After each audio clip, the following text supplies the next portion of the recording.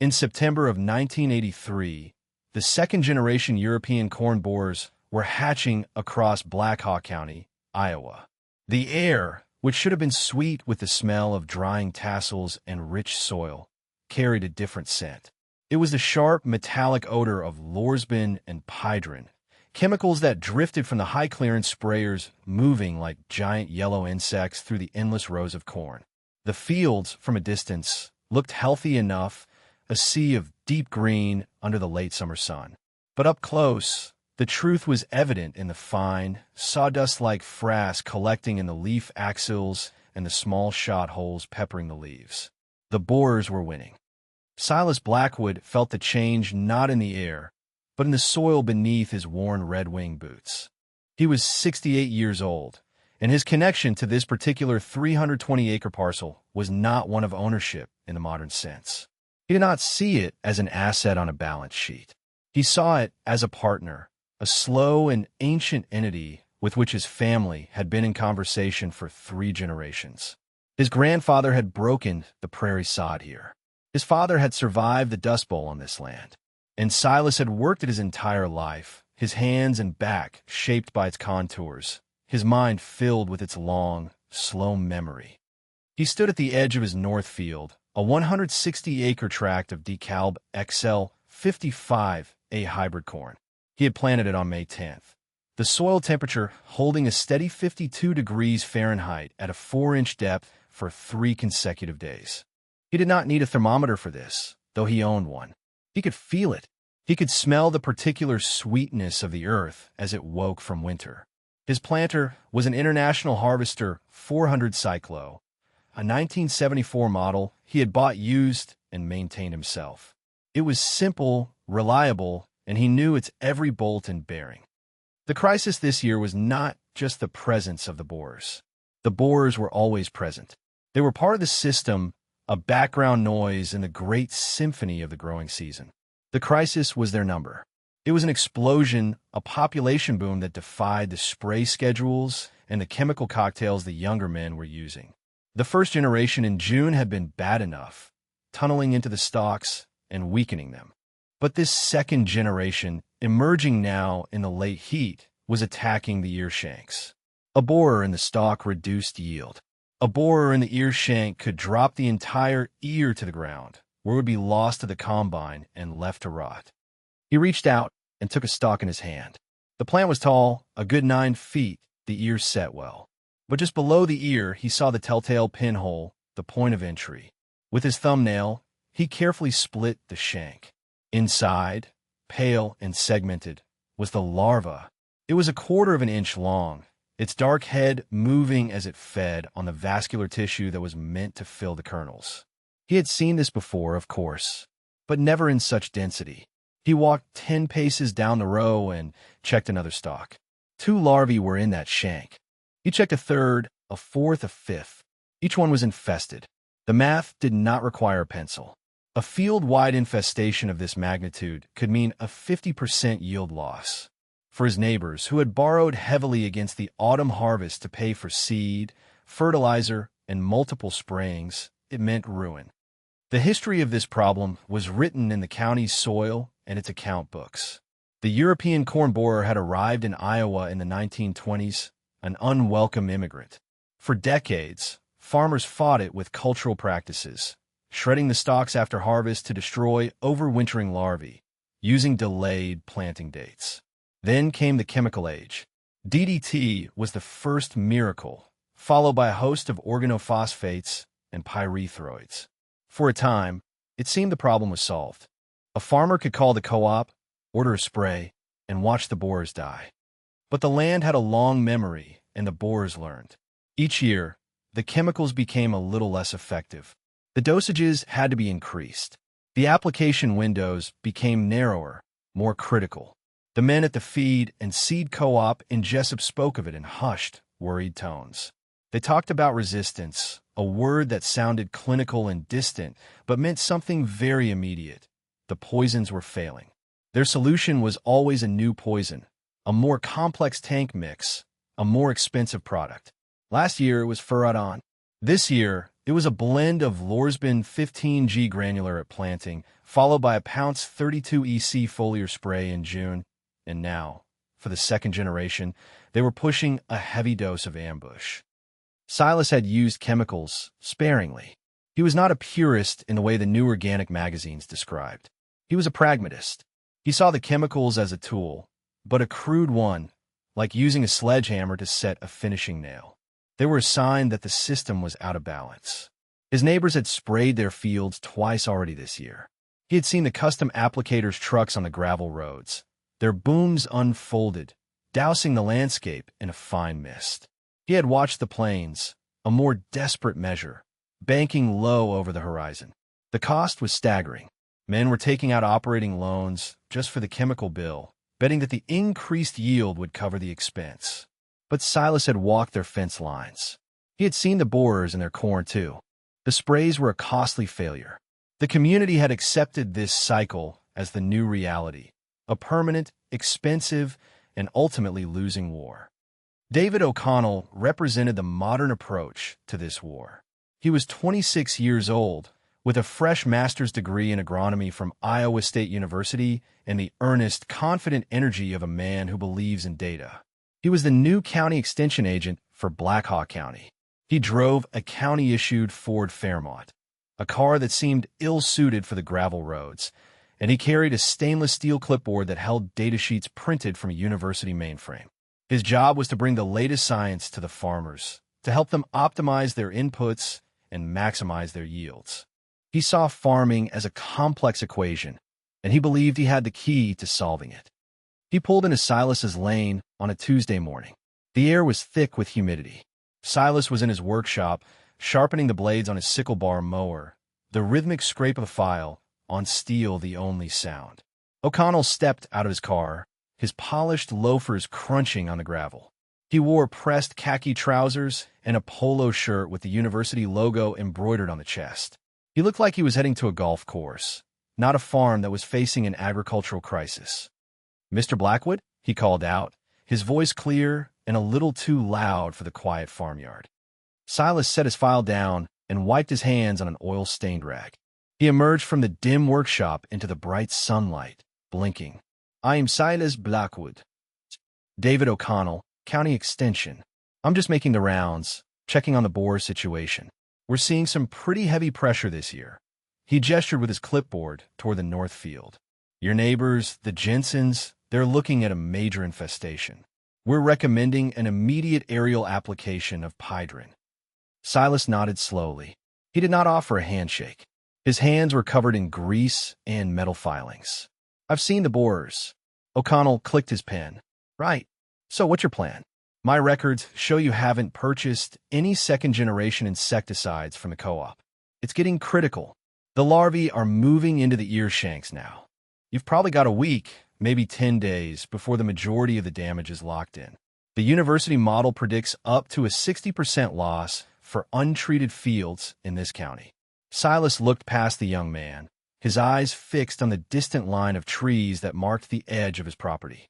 He did not look at the clipboard or the spreadsheets. He looked at the land itself. "The sprays aren't working for the Jensens," he said. It was not an accusation, just a statement of fact. "I walked their East 80 yesterday. They're as full of borers as I am." O'Connell's militaitend. It was the polite, patient smile of an expert dealing with a layman. "Well, that can happen with improper timing or application errors. That's why we provide a coordinated spray schedule. But doing nothing is a guaranteed failure. The science on this is very clear." He took a few steps toward the field, then stopped, peering at the corn. "You're running a lower plant population than recommended, too. About 22,000 plants per acre. We found that 28, even 30,000 with the right nutrient program is the sweet spot for this hybrid." Silas did not respond to that. His plant population was based on his soil type, a Fayette silt loam that was prone to drying out in late summer. A lower population meant less competition for water during the critical grain fill stage. This was knowledge learned over 60 years of walking these fields, not from a university computer model that assumed optimal rainfall. "Look, Mr. Blackwood," O'Connell said, his tone shifting to one of genuine, if condescending, concern. "I know things are tight. These old farms, it's hard to keep up with the capital costs. There are low-interest government loans available for pest management. We can get the paperwork started today. But you have to act now." He was assessing the farm, not just the corn. He saw the old tractor, the unpainted barn, the lack of a new grain silo.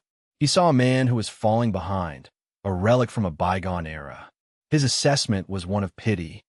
Silas finally turned his gaze from the field to the young man.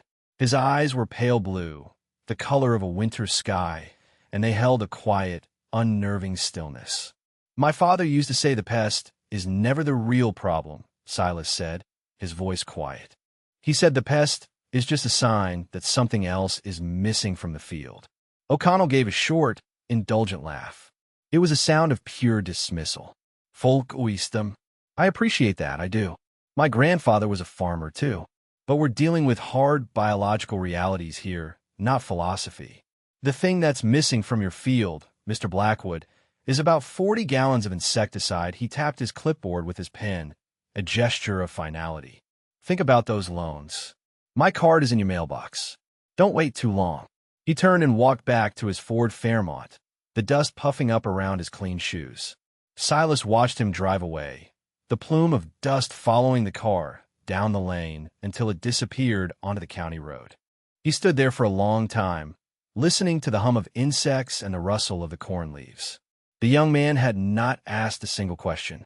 He had only provided answers.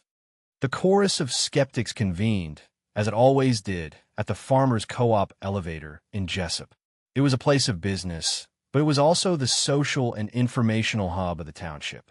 Men in dusty feed caps and worn work boots gathered by the loading dock, leaning against the pallets of seed bags and fertilizer totes. They drank bitter coffee from a communal pot and traded news and gossip. This week, the topic was the corn borer, and by extension, Silas Blackwood. "Saw O'Connell's car leaving Silas's place yesterday," said Mark Jensen, a big man whose face was creased with worry. His farm bordered Silas's to the north. "Hope he talked some sense into him. The way his fields are, he'll be breeding borers for the whole county." "He won't listen," another man, Tom Gallagher, chimed in. He was leaning against a display of herbicide jugs. "Silas does things his own way. Always has. Still running that old IH planter. I'm surprised he's not still using horses." This got a few dry chuckles. "It's not funny, Tom," Jensen said, his voice strained. "I just spent $12 an acre on an aerial spray, and O'Connell says I might have to do it again. That's another $5,000 I don't have. And Silas is just letting us go. It's like he's given up." The manager of the co-op, a man named Bill Peterson, came out of his office. He was a practical man whose job was to sell solutions. "Silas hasn't bought a drop of Pydrin or Ambush. Not a drop. I feel for the man. I really do. His father was a good customer, but he's stuck in the past. You can't fight this year's pests with 1950s ideas." The consensus formed quickly, as it often did in such gatherings. It was a mixture of pity and frustration. Silas was a stubborn old man, too proud or too poor to adopt modern methods. He was a holdout, a living museum piece. His farm was becoming a liability, a reservoir of pests that threatened the livelihoods of his more progressive neighbors. They shook their heads and spoke of him in the past tense, as if his crop was already lost. They pitied him for his impending failure, and they resented him for the perceived risk he posed to their own fragile hopes. The laughter about his old-fashioned ways was hollow, masking a deeper fear that their own expensive, modern methods were failing too. It was easier to focus on Silas's perceived folly than to confront the terrifying possibility that they were all on a path to ruin. After David O'Connell drove away, Silas did not go back to his workshop. He walked across the farmyard, past the chicken coop and the old milk house, to the main farmhouse. The house had been built by his grandfather in 1908. It was a simple, square two-story building, its white paint peeling in places, the wood weathered to a soft gray. Inside, it smelled of old wood, coffee, and the faint, lingering scent of his late wife's rosewater potpourri. He went not to the kitchen or the living room, but to a small study off the main hall. The room was his father's old office. It had been left largely untouched since John Blackwood had passed away 15 years prior. The centerpiece of the room was a massive roll-top desk made of dark oak. Silas rolled back the heavy, slatted cover. The motion was smooth and silent. He oiled the tracks every spring. The desk was not a museum piece. It was a repository. This desk, and the knowledge it contained, was the source of the quiet confidence that so unnerved men like O'Connell.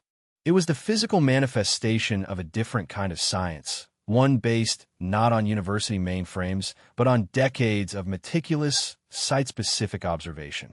Silas's mind pivoted to the past, to the source of the principle he had quoted to the young extension agent.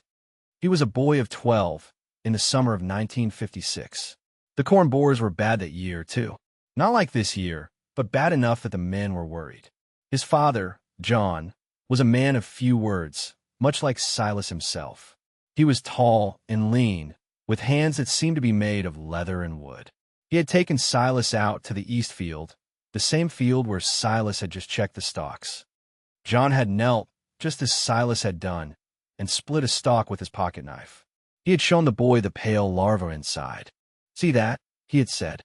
"That's what they're all worried about down at the co-op." He had pointed to the sky, where a biplane was spraying a neighboring farm, leaving a white trail behind it. "They think the answer is up there. They think you can kill your way out of a problem." They had walked the length of the field in silence. John was not a lecturer. He taught by showing. He stopped at the far end of the field, near a small, marshy pond that Silas's grandfather had dug out for livestock.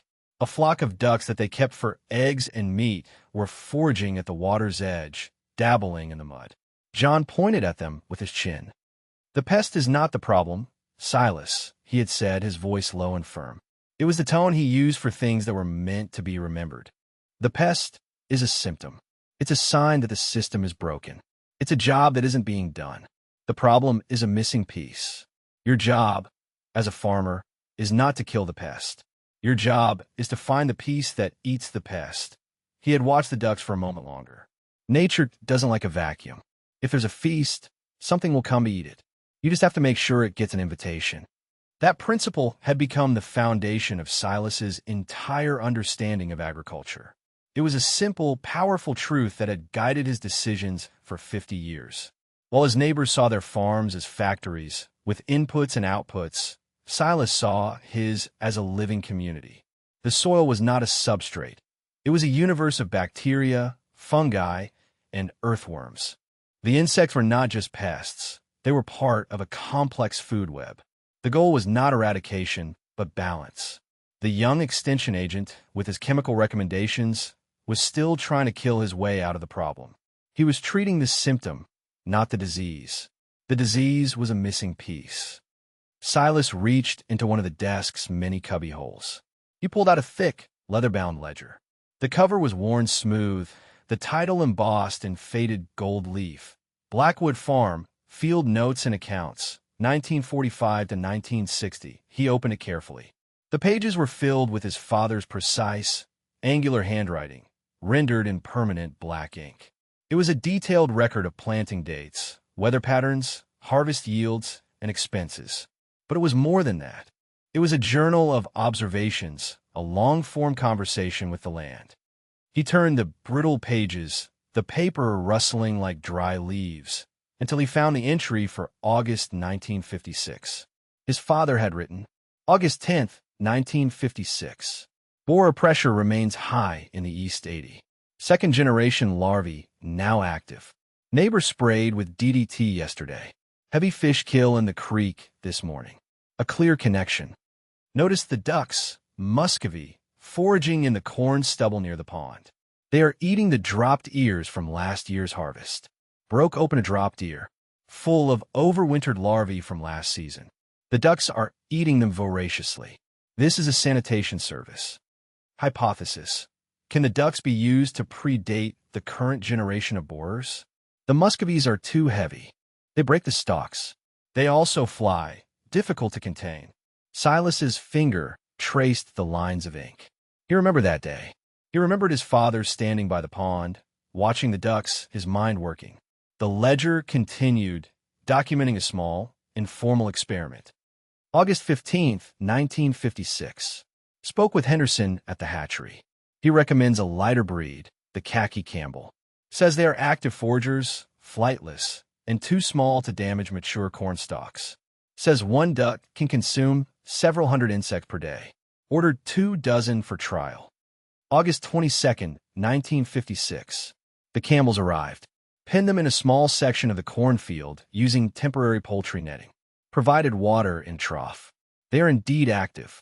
They are stripping the lower leaves of weeds, velvet leaf, foxtail, and appear to be searching the ground and lower stalks for insects. Their height is perfect. They cannot reach the developing ears. September 5, 1956. Move the pen. The area where the ducks were is remarkably clean. Split 10 stalks from the duck section. Found borer larvae in 3 of 10. Split 10 stalks from the adjacent, non-duct section. Found larvae in 9 of 10. This is not a controlled experiment, but the observation is significant. The ducks are eating something. The frass at the base of the stalks is gone in the duct section. His father had never expanded the experiment. A new, safer chemical had come out the following year, and the borer pressure had been low for several seasons after that. The 2 dozen khaki Campbells had lived out their lives on the farm, and the idea had been filed away in the ledger. But John Blackwood had done the initial math. He had recorded the core principle. He had identified the tool. He had found the missing piece. Silas closed the ledger. The scent of old paper and ink filled the small room. David O'Connell had his computer models and his university data. Silas had this, a handwritten record of a conversation between a man and his land. The young agent had called it folk wisdom, a term of dismissal. But Silas saw it for what it was, data collected over time, with careful observation and a clear hypothesis. It was science, grounded not in a laboratory, but in the field itself. The decision was already made. It had been made the moment O'Connell had left. Silas did not hesitate. He did not second-guess. He picked up the heavy, black telephone on the corner of the desk. The rotary dial clicked satisfyingly as he turned it, calling a number he had not used in years but had committed to memory. It was for the Wapsie Valley Hatchery over in Bremer County. A woman's voice answered. Wapsie Valley Hatchery, this is Mary speaking. This is Silas Blackwood, he said. I need to place an order for some ducks. Certainly, Silas. It's been a while. What can I get for you? We have pecans, Rouens, some muscovies. I need khaki Campbells, Silas stated. As many as you have. There was a pause on the other end of the line. Khaki Campbells? That's an unusual request these days. They're not much of a meat bird, mostly for eggs. Let me check the stock. He heard the shuffling of papers. Well, I'll be. We have a large batch that's just about ready. Another farm ordered them and then canceled. I've got about 300 of them. They're 5 weeks old. 5 weeks old. The timing was perfect. They were old enough to be moved out of a brooder, but young enough to be voracious eaters. They were at their peak foraging age. I'll take them all, Silas said. When can I pick them up? You want all 300? Mary asked, a note of surprise in her voice. You starting a big egg operation, Silas? Something like that, he said. I'll be there tomorrow morning with a truck. He hung up the phone. The action was taken. He did not need a government loan or a university spreadsheet. His capital was the knowledge in his father's ledger. His input was a flock of ducks. He walked out of the study and back into the bright, hot afternoon. He had work to do. He needed to prepare for the arrival of his new workforce. The tools Silas used for this new project were not purchased from a catalog. They were pulled from the deep storage of the farm itself, from the corners of the barn and the back of the machine shed. They were assets that a modern accounting system would have listed with a value of 0, but to Silas, their value was immense. It was the value of function, of durability, of known history. His primary tool was not a high-tech sprayer, but rolls of old fencing. He dragged out several heavy rolls of 42-inch poultry netting from the hayloft. It was woven wire, not the flimsy plastic mesh sold today. It was galvanized, but the zinc coating had weathered to the same soft gray as the barnwood. It was heavy and awkward to handle, but it was strong enough to contain a flock of determined ducks and low enough for him to step over. To support the netting, He gathered a pile of steel T-posts. Some were green, some were rusted to a deep orange, but all were straight. He loaded them onto the bed of his 1952 Farmall H tractor, the one his father had bought new. The tractor's red paint was faded and chipped, but the engine started with a familiar, throaty cough. It was a simple machine, with no cab, no radio, no computer. Silas could rebuild its engine with a set of wrenches and a feeler gauge. He preferred it to the new, larger tractors. It was nimble and light, and it wouldn't compact the soil between his corn rows. For a water supply, he manhandled a long, low galvanized stock tank onto a small trailer. The tank was from the 1960s, a relic from when they had a small herd of feeder cattle. It had a few dents and some rust spots, but it was watertight. He would fill it from a larger tank on a wagon, pulling it with a Farmall. This was his mobile irrigation system. The process began the next morning. Silas drove his old Chevrolet C50 grain truck, its wooden stake sides freshly reinforced, the 40 miles to the hatchery. He paid Mary in cash, a roll of bills he kept in a coffee can in the workshop. The ducklings, no longer small and fluffy but gawky adolescents, were loaded into crates. The cab of the old truck was filled with their chirping, peeping sounds all the way home. 300 voices, all demanding something. Back at the farm, he did not put them in a coop. He took them directly to the edge of the north field. He had already spent the previous afternoon setting up the first paddock. He had driven the T-posts into the ground in a large rectangle, about 100 feet long and 50 feet wide, encompassing 12 rows of corn. He had stretched the poultry netting tight and secured it. Inside this enclosure, the corn stood tall, the lower leaves showing the telltale shot holes of the young borer larvae. He opened the crates and gently herded the ducks into the pen. For a moment, they huddled together, a nervous, chattering brown mass. Then, one brave duck ventured forward. It pecked at a blade of foxtail grass. It found a beetle. Its tail began to wag, a sign of contentment. Soon, the entire flock spread out. A low, continuous quacking filled the air as they began to work. Silas watched them, his face unreadable. The process he was beginning was one of methodical, patient rotation. His father's notes had been clear. Concentration and movement were key. The ducks could not be allowed to range freely over the whole field. They had to be concentrated on a small area to ensure they cleaned it thoroughly. Then they had to be moved before they could do any damage to the soil structure through compaction. His daily routine changed. Every morning at sunrise, he would drive the Farmall H with a water wagon out to the field. He would fill their long trough. He would give them a small amount of supplemental grain, just enough to keep them healthy, but not enough to dull their appetite for foraging. Then, every 2 days, he would perform the move. The move was a study in quiet efficiency. He would set up a new paddock adjacent to the current one. He would drive a new line of posts, unroll the new length of fence. Once the second pen was ready, he would simply take down the shared fence line between the two. He would walk behind the flock, gently clapping his hands, and herd the 300 ducks from the old enclosure into the new one. They learned the routine quickly. The promise of fresh foraging ground was a powerful motivator. Then he would go back and dismantle the trailing fence of the first paddock, roll it up, and load the posts onto the tractor. He would leapfrog his way across the 160-acre field, a slow, deliberate march of wire and steel and waterfowl. Inside the paddocks, the ducks were a whirlwind of activity. They were not eating the corn. They were too short to reach the ears, which were a good 4 feet off the ground. Their focus was on everything below that level. They ate the small weeds that the cultivator had missed. They ate grasshoppers, crickets, and beetles. And they ate the corn borers. Silas knelt and watched them. They were not systematically searching the stalks. Their method was more holistic. They would strip the lower, dying leaves from the corn plants, looking for insects hiding there. As they did, they would find the telltale frass pushed out of the borer entry holes. They would peck at these holes, their long, flat bills surprisingly adept at pulling out the soft-bodied larvae. They also patrolled the ground, catching any larvae that had fallen or were migrating between plants. It was a comprehensive, multi-layered defense system. They were also providing a service for the following year. They were eating the seeds of the velvet leaf and water hemp, reducing the weed pressure for the next planting. And as they worked, they were fertilizing.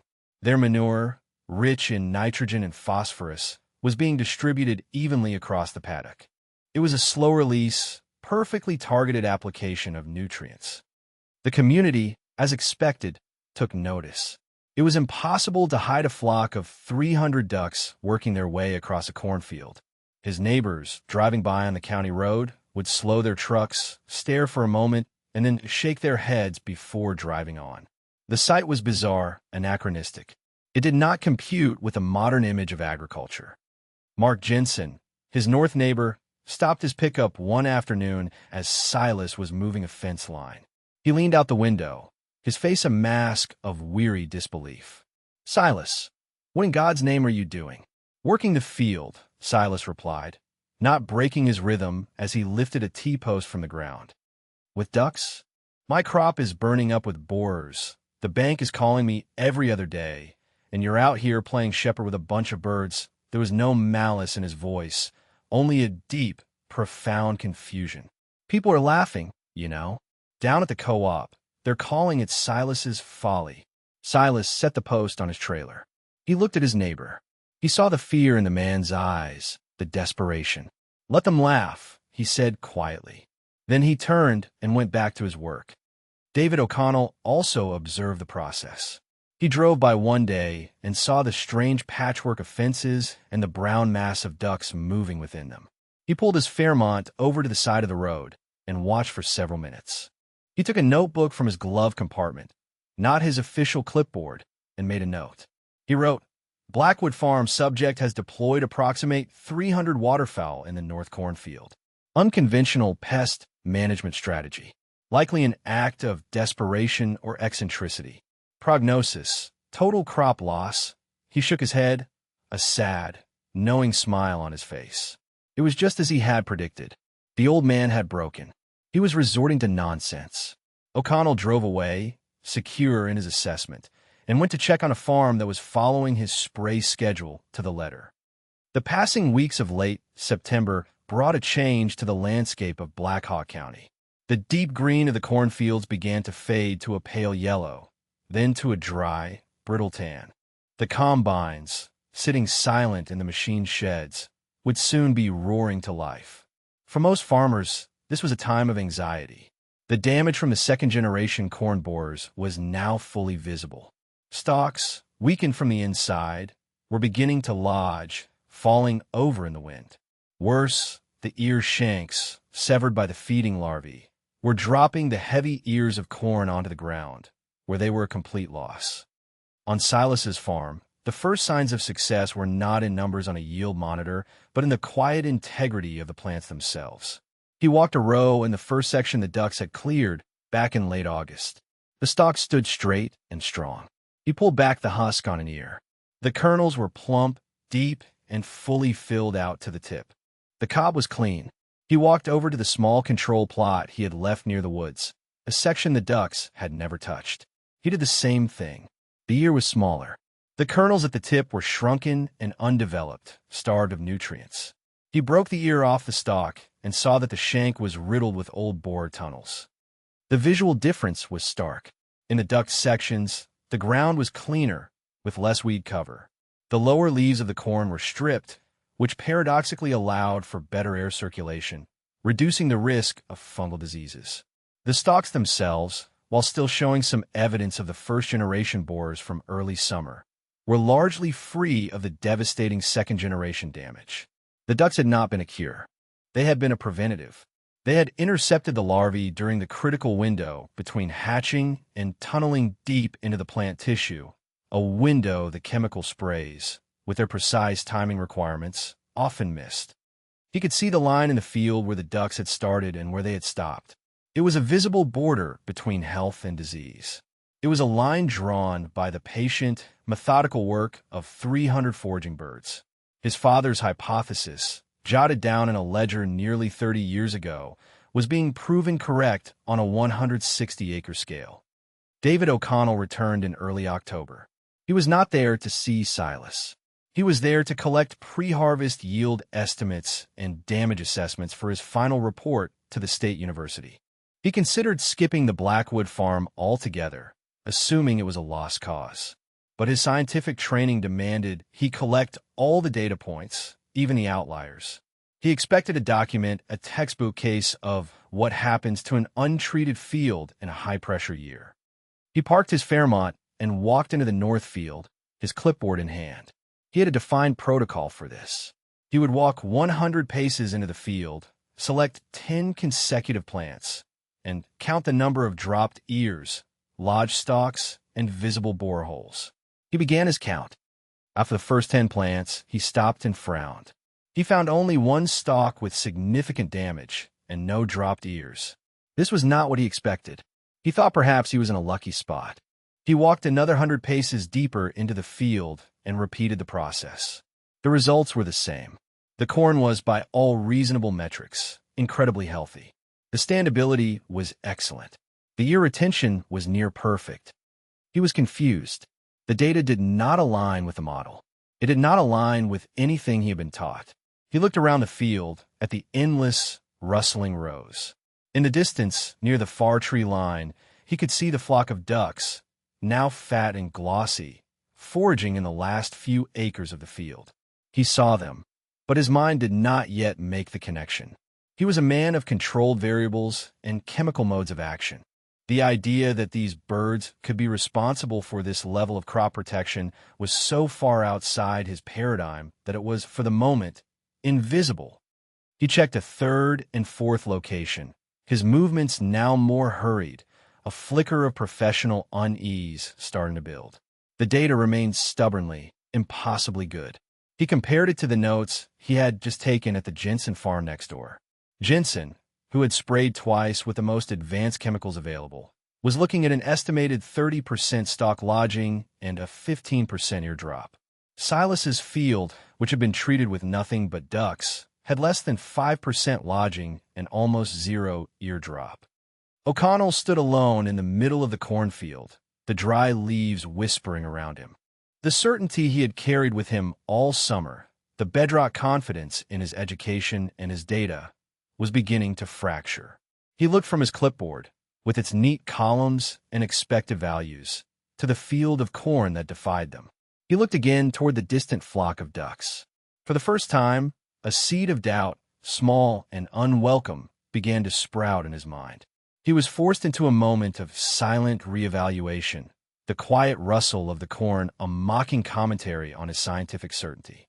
He had come to document a failure, but he had found, to his profound bewilderment, a success. The climax of the season arrived not with a thunderclap, but with the steady, powerful roar of a diesel engine. On October 15th, Silas started his combine. It was a John Deere 7700, a 1978 model, smaller and older than the massive machines his neighbors used, but like all of Silas's equipment, it was perfectly maintained. He had spent the previous week in his workshop greasing every fitting, checking every belt, and sharpening the chopper blades. He lowered the 6-row corn head into the first rows of the north field and engaged the separator. The machine surged forward, swallowing the dry stalks. The sounds were a familiar symphony, the clatter of the gathering chains, the whir of the threshing cylinder, the hum of the clean grain auger filling the tank. He sat in the cab, his hand resting lightly on the hydrostatic lever, his gaze fixed on the stream of golden kernels pouring into the grain tank's window. But his most important instrument was the small box mounted to the right of the steering column. It was a new addition, a yield monitor he had installed himself. It was a simple device by today's standards, but it measured the flow of grain and, combined with the combine's speed, gave a real-time reading of bushels per acre. As the combine moved through the first pass, the numbers on the monitor flickered, then stabilized. 165, 172, 168. Silas watched the numbers with a quiet, steady gaze. There was no surge of triumph, no fist pump of victory. There was only the calm, deep satisfaction of a correct answer confirmed.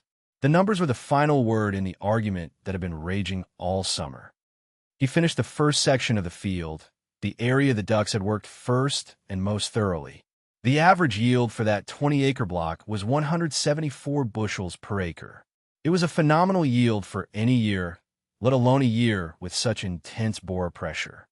Meanwhile, the sounds of other combines could be heard across the county. The news that traveled on the CB radio waves and over the phone lines was grim. Mark Jensen, on his heavily sprayed fields, was struggling to break 100 bushels per acre.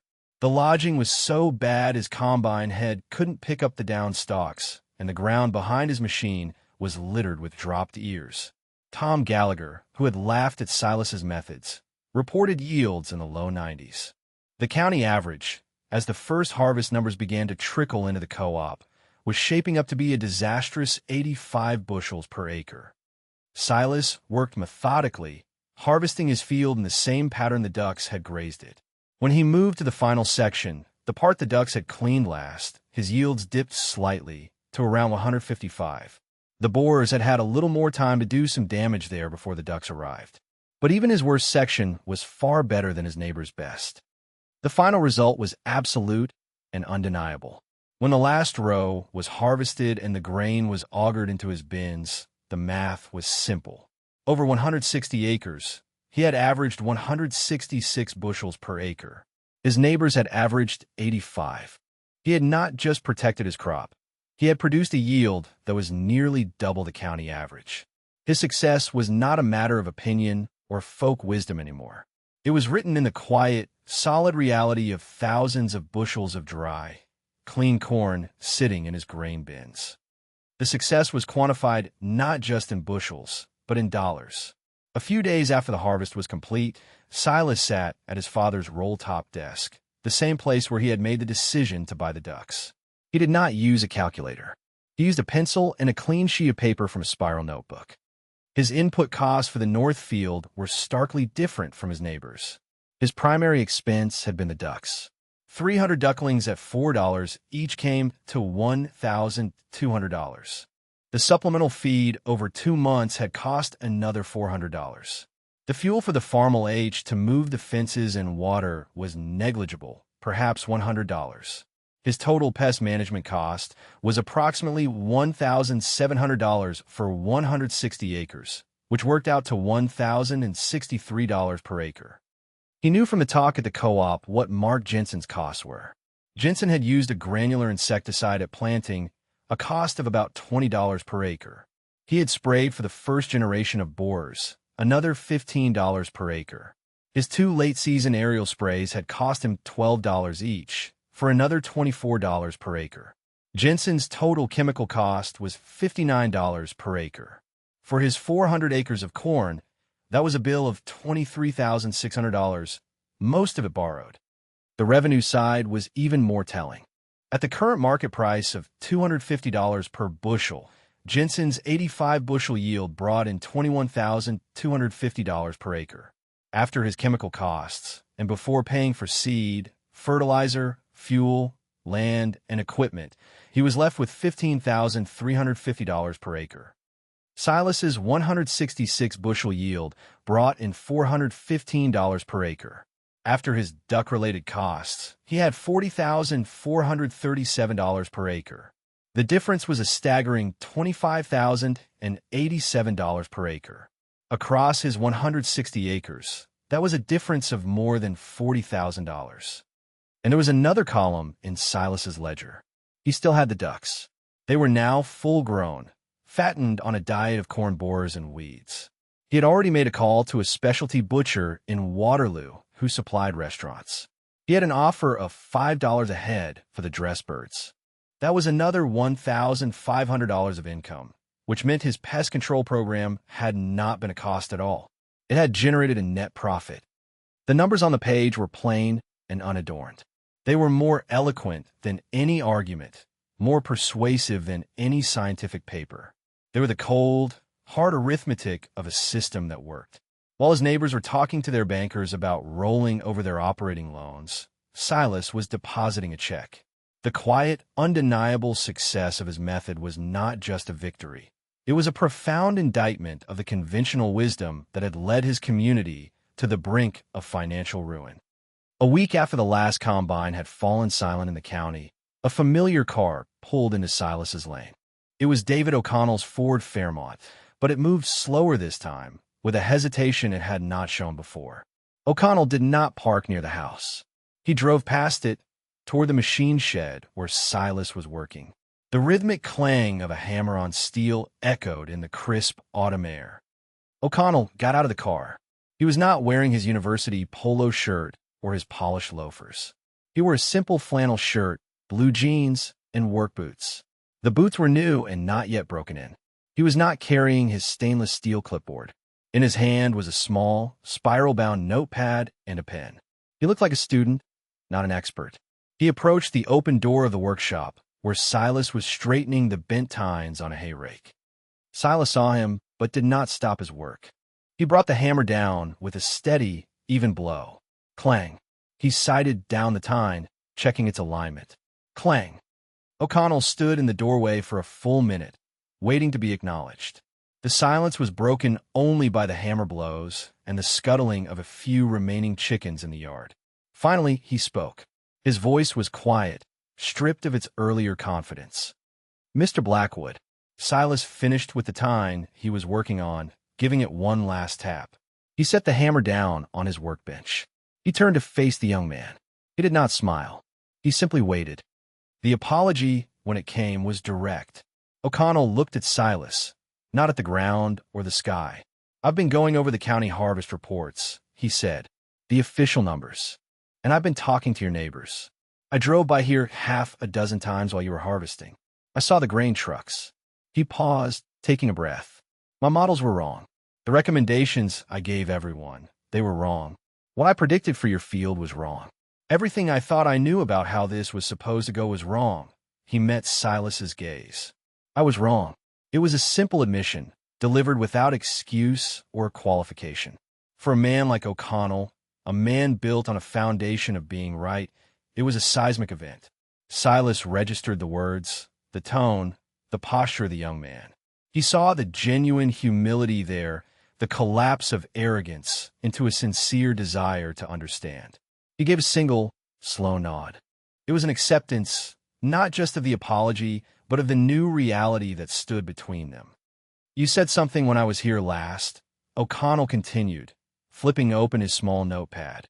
"You said the pest is a sign that something is missing. I laughed at that. I dismissed it as folk wisdom." He looked down at his blank notepad and then back up at Silas. "I'd like to understand what you meant. I'd like to understand what I saw in your fields. If you're willing to teach me." Silas looked at the young man, at his clean notepad and his earnest, humbled face. He thought of his father, standing by the pond 30 years ago.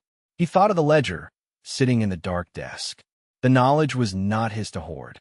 It was meant to be used. It was meant to be passed on. He wiped his hands on his rag and gestured with his head toward the farmhouse. "Come inside," he said. "There's something you should see."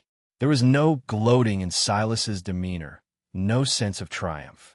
The vindication was in the harvest, in the numbers in his account book. This was something different. This was the passing of knowledge, an act as quiet and deliberate as planting a seed. He led O'Connell not to the kitchen for coffee, but to his father's study. The room was cool and smelled of old paper. Silas rolled up the top of the oak desk and pulled out the old, leather-bound ledger. He placed it on the desk blotter and opened it to the entries from August 1956. He did not speak. He simply pointed a calloused finger at his father's neat, angular script. O'Connell leaned over, his eyes scanning the faded ink. He read about the Muscovy ducks, the hypothesis, the mention of the khaki Campbells. He read the notes from the small, informal experiment. The observation of the ducks' foraging habits, their height relative to the corn ears, the stock-by-stock comparison of boar damage. He was silent for several minutes, his brow furrowed in concentration.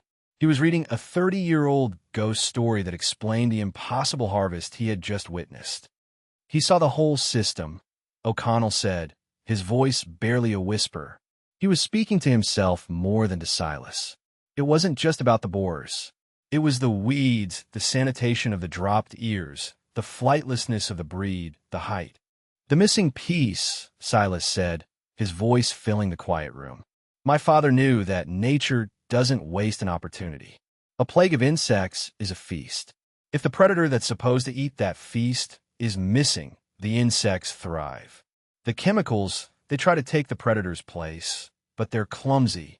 They kill the wrong things. They show up at the wrong time. They can't adapt. The ducks, they were the right piece for the hole in the system. Silas then retrieved his own notebook, the one where he had logged his own process. He showed O'Connell the calculations he had made, the number of ducks per acre, the rotation schedule, the amount of supplemental feed. He explained the logic. The timing was everything, Silas explained, his tone factual and didactic, like a professor giving a lecture he had prepared for decades. The university tells you to spray when the moths are flying. I waited. I put the ducks in the field when the eggs had hatched and the larvae were still small, still feeding on the leaves and in the whorls before they bored into the stalk. The spray has to be timed perfectly to hit that window. The ducks had a 2-week window. They worked all day, every day. They didn't get blown off target by the wind. They didn't wash off in the rain. He explained how the khaki Campbell was the perfect tool for the job. Light enough not to damage the soil, active enough to cover the ground, and short enough that they couldn't reach the ears of corn, the cash crop. Any other duck might have been a pest itself, Silas said. A pekin would have been too lazy, a muscovy too heavy. You have to use the right tool. O'Connell listened, his pen flying across the pages of his notepad. He was no longer the confident expert. He was a diligent student, capturing every detail. He was sketching the paddock system, noting the breed of duck, writing down Silas's word verbatim. He was seeing for the first time the intricate, layered intelligence behind what he had dismissed as eccentricity. It was a complex, elegant biological system, fine-tuned by generations of observation. He spent 2 hours in that study. He asked questions, but they were different now. Not, why didn't you spray, but how did you determine the paddock size?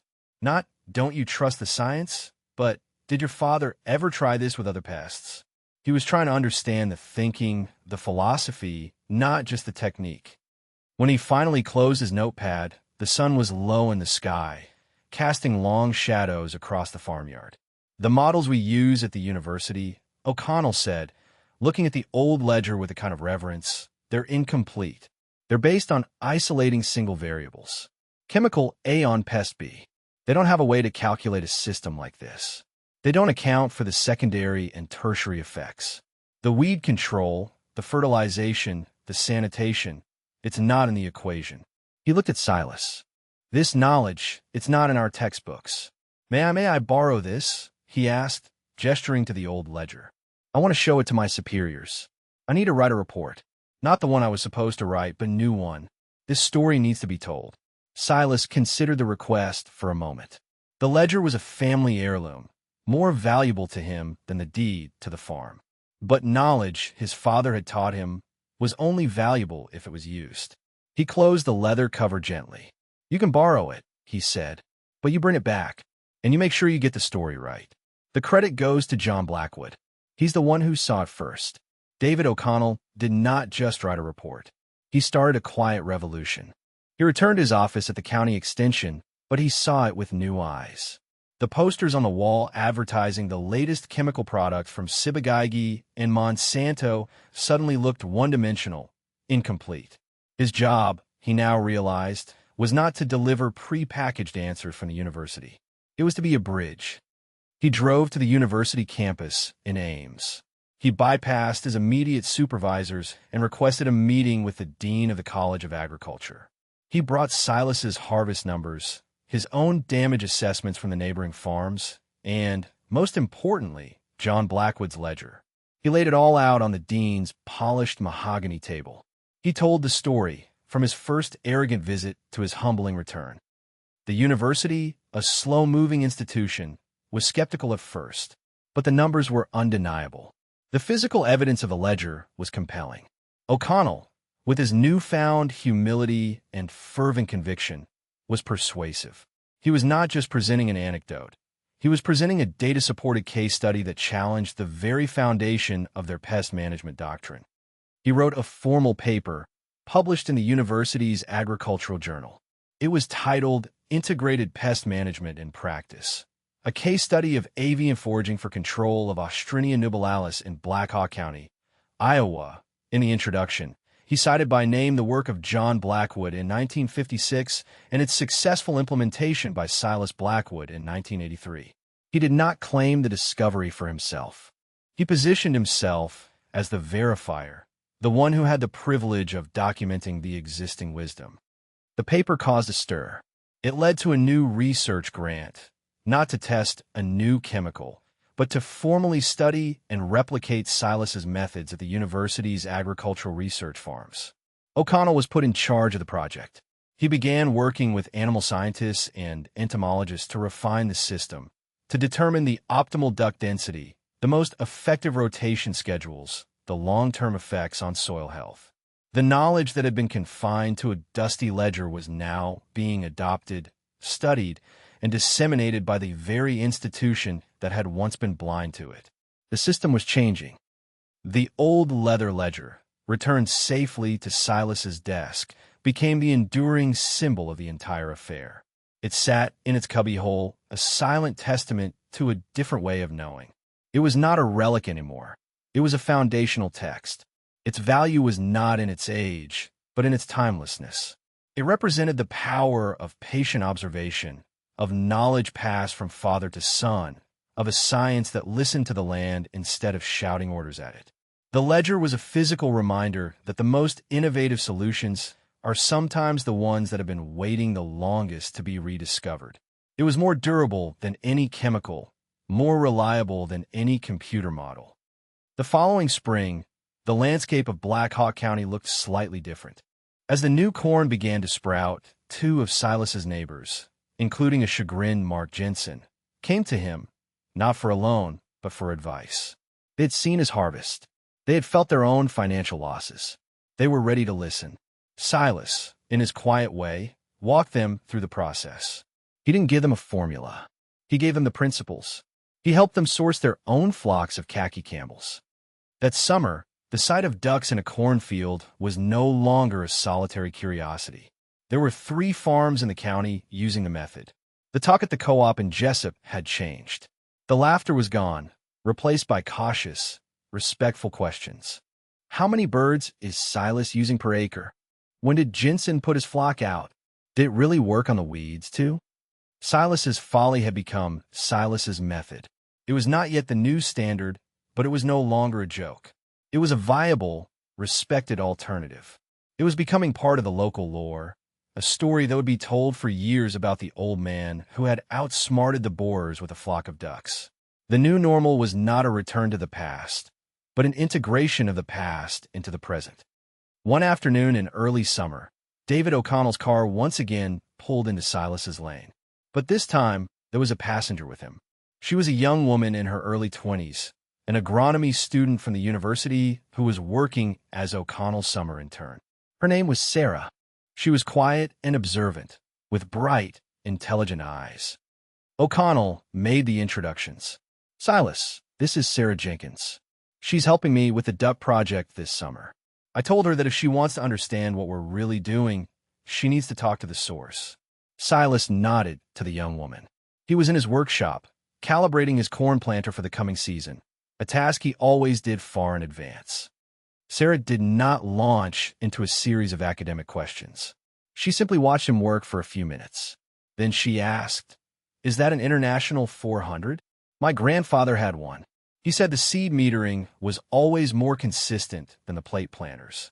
Silas stopped his work and looked at her. It was the first time anyone from the university had recognized his equipment for its function rather than its age.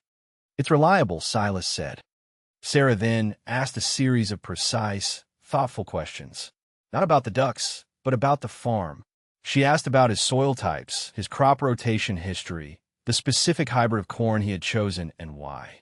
She was not just interested in the solution, she was interested in the context. She understood that the ducks were not a magic bullet, but one part of a larger, integrated system. She was listening. She was learning the language of the land. O'Connell stood back and watched the exchange. He had been the arrogant expert, humbled and then transformed into a bridge. Now, He was bringing the next generation to the source. Sarah, with her quiet respect and keen eye for detail, was the successor. She was the one who would take this rediscovered knowledge and weave it into the future of agriculture. The torch was being passed, not from Silas directly, but through the conduit of the man who had learned to listen. The knowledge was now safe, secured in a new link in the long chain of stewardship. The seasons continued to turn on the Blackwood farm. The corn grew, the ducks foraged, and the harvests were brought in. The world outside continued its frantic search for the next technological fix, the next silver bullet in a bottle. But here, in the quiet fields of Black Hawk County, a different kind of truth had taken root. It was the simple, profound idea that a farm was not a factory to be managed, but a community to be cultivated. Some things, Silas knew, do not become obsolete. They are not replaced by progress. They simply wait patiently in the soil and in the memory of those who listen, for people to remember why they worked in the first place.